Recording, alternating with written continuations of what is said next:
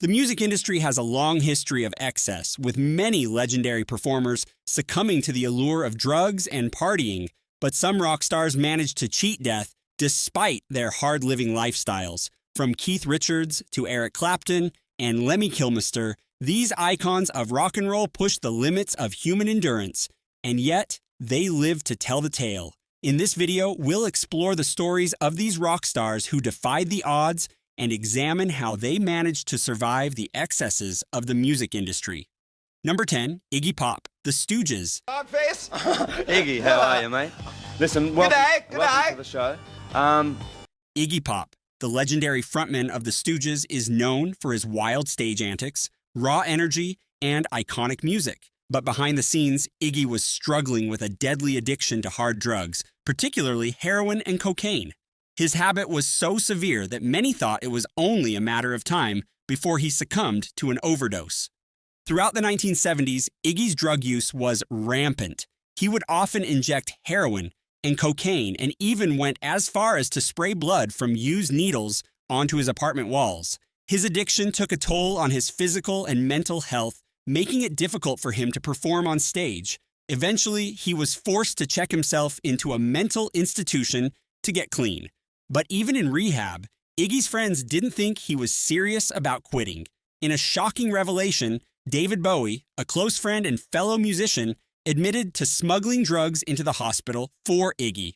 Fortunately, the hospital refused to let Iggy have the drugs, and he was finally able to start his journey towards sobriety. Iggy's road to recovery was long and arduous, but he eventually got sober and turned his life around. Today, he's as fit and energetic as ever, still performing and making music that inspires fans around the world. Number 9, Slash, Guns N' Roses. I was almost. I was basically like the Laurel Canyon area. That was. Slash, the legendary guitarist of Guns N' Roses, is a rock icon known for his incredible skills on the guitar and his iconic top hat, but he was struggling with a deadly addiction to drugs and alcohol that nearly took his life. For years, Slash abused drugs and alcohol, overdosing and flatlining multiple times. His addiction was so severe that he was diagnosed with cardiomyopathy, a form of congestive heart failure, at just 35 years old. Doctors implant a defibrillator to save his life, but it was clear that Slash was running out of time. Despite his near-death experiences, Slash continued to abuse drugs and alcohol, putting his health and relationships at risk. But everything changed when he became a father. Slash realized that he couldn't be the parent he wanted to be while struggling with addiction, and he knew he had to make a change. In 2005, Slash checked himself into a rehab facility, determined to get sober and be there for his kids. It wasn't an easy journey, but with time and therapy, Slash began to see the damage that drugs had done to his life. He realized that the things he originally liked about drugs were no longer true, and he was miserable. It's almost 20 years since Slash has been sober and serious about his health. It shows his sincerity and love towards his kids. Number 8, Steven Tyler, Aerosmith. Well, it was, 1980. I just left Aerosmith, and it was Christmas. Steven Tyler, the iconic lead singer of Aerosmith, was struggling with a deadly addiction to drugs and alcohol that nearly destroyed his life and career. Tyler's addiction was so severe that he earned the nickname the Demon of Screamin' and was part of the infamous Toxic Twins duo with bandmate Joe Perry. He would often keep drugs on stage, including Jack and Coke and even cocaine, which led to multiple rehab stints. Despite his success, Tyler's addiction damaged his relationships, cost him millions, and even gave him hepatitis C. In 2009, Tyler fell off the stage after falling off the wagon, a wake-up call that finally led him to seek help. He has since been sober for over 9 years. Tyler's journey to sobriety was not easy. It took him 4 attempts to finally get clean, and he initially resisted help from his bandmates, thinking that getting sober would cost him his creativity. But with time, he realized that his addiction was holding him back and that he needed to make a change. Today, Tyler is a different person, grateful for a second chance at life. He has spoken publicly about the dangers of drug addiction and the importance of seeking help. Number 7, Brian Wilson, The Beach Boys. We're across the way and listen to what we're doing. Go, sure. And I went like this, I went, and he goes, yeah, karate shot. I knew he knew. Brian Wilson, the genius behind the Beach Boys' iconic sound, is a music legend who has battled demons. His struggles with drug addiction, depression, and mental health issues are well documented, and it's a miracle he's still alive today. In the 1960s and 1970s, Wilson's drug use was rampant, with a cocktail of pot, hash, LSD, and cocaine fueling his creativity. While the drugs gave him a temporary high, the come down was devastating, leaving him feeling garbage for hours. His addiction, combined with his struggles with food and alcohol, took a toll on his music, his voice, and his mental health. Wilson's mental health struggles were so severe that he spent weeks to months in bed, unable to function. His family intervened, seeking the help of controversial psychiatrist Eugene Landy, who controlled Wilson's life and medication. Although the experience was not so good, Wilson eventually broke free and began to recover. Today, Wilson has spoken openly about his struggles with schizoaffective disorder, a mental condition that involves ongoing hallucinations, paranoia, and distortions of reality. Number 6, Shane MacGowan, The Pogues. Ladies and gentlemen, Shane MacGowan. Shane MacGowan's addiction started at a young age, with his family giving him Guinness to help him sleep when he was just 5 years old. He began smoking, drinking, and gambling before he could even talk, and was kicked out of public school at a young age due to a drug-related incident. As a teenager, MacGowan became famous for his partying lifestyle, using alcohol and LSD to fuel his creativity as a songwriter. He took his first acid trip at 14 and often gave interviews while drunk. By 17, he had already checked himself into rehab for the first time. MacGowan's addiction took a toll on his health, causing him to lose his teeth, which fans noticed were disappearing in his hit music video, Fairy Tale of New York, in 1987. By 2008, he had no original teeth left and had to get 28 new dentures fitted, including a gold tooth. Despite his struggles, MacGowan's friends and family, including fellow singer Sinead O'Connor, have tried to intervene and help him get sober. However, he died last year because of viral encephalitis. Number 5, Aussie Osborne. After all, there's only just the two of us. And Aussie Osborne has lived a life of addiction.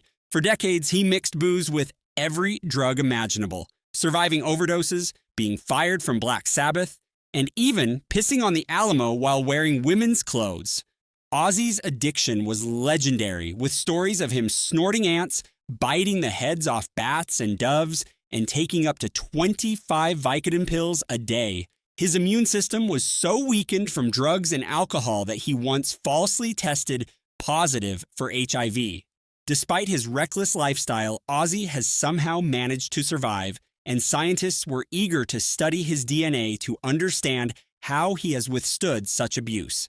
His addiction has taken a toll on his health, causing him to be forgetful and weakened. But still, it's a miracle that he's still alive, and his story is a testament to his resilience and determination.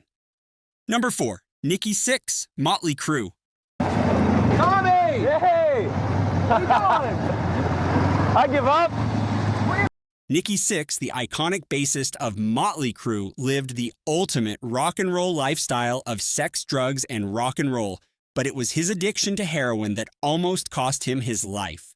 Sixx's troubled childhood and addictive personality led him down a dangerous path of multiple overdoses and near-death experiences. One of the most shocking incidents occurred on December 23rd, 1987, when Sixx overdosed on heroin and was clinically dead for 2 minutes.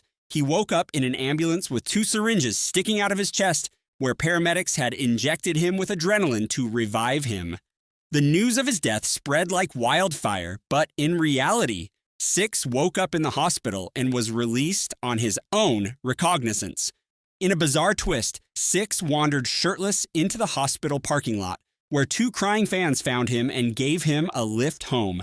This near-death experience was a wake-up call for Sixx, who finally sought help and entered rehab in January 1988. The rest of Motley Crue also became sober after their managers canceled a European tour in fear for their health.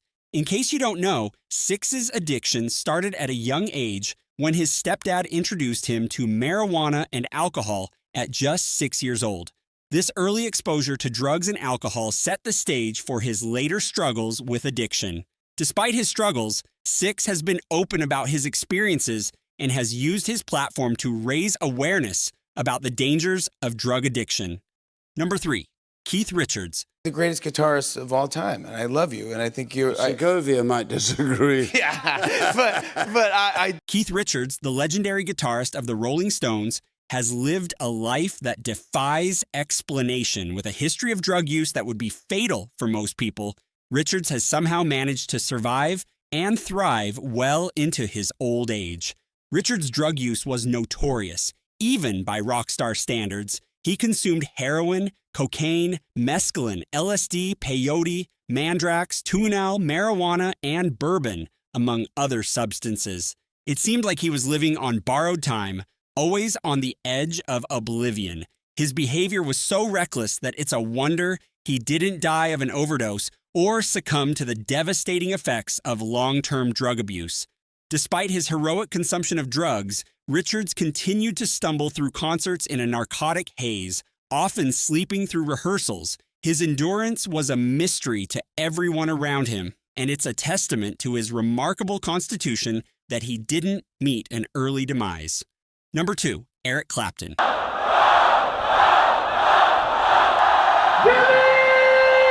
Eric Clapton, the legendary guitarist and singer, has had a long and storied career. But behind the scenes, Clapton struggled with a devastating drug addiction that threatened to destroy his life. Clapton's drug use was staggering, with a $16,000 a week heroin habit that almost drove him to suicide. But what's even more shocking is that he didn't die from it. Despite his addiction, Clapton continued to perform and record music, often while under the influence. The toll of his addiction was evident in his personal life. Clapton suffered from health problems, was involved in car crashes, and would often perform lying down because he was too drunk to stand. It seemed like he was living on borrowed time, and it's a miracle that he didn't meet an early demise. But Clapton finally hit rock bottom, and it was then that he realized he needed to make a change. He withdrew from his career, sobered up, and founded a rehab center in Antigua to help others struggling with addiction. Number 1, Lemmy Kilmister. That way? No, of course not. It's ridiculous. We're not heavy metal anyway. Lemmy Kilmister, the legendary frontman of Motorhead, was known for his hard-living lifestyle. He was a heavy drinker and drug user, and it seemed like he was living on borrowed time. Despite his excessive drug use, Kilmister managed to avoid the pitfalls that claimed the lives of so many of his contemporaries. He was a fixture of the rock scene for decades, and his music continues to inspire new generations of fans. Kilmister's drug use was legendary, and he was open about his habits. He was known to take amphetamines every day, and he was a heavy drinker. Despite this, he managed to maintain a grueling touring schedule and continued to perform well into his later years. This brings us to the end of our video. Hope you like our video. We'd really appreciate your support. If you could lend us a hand by following us, clicking on the bell icon for notifications, and leaving your valuable comments, it would mean a lot to us. Sending you warm regards from our corner of the world. Take care and goodbye for now.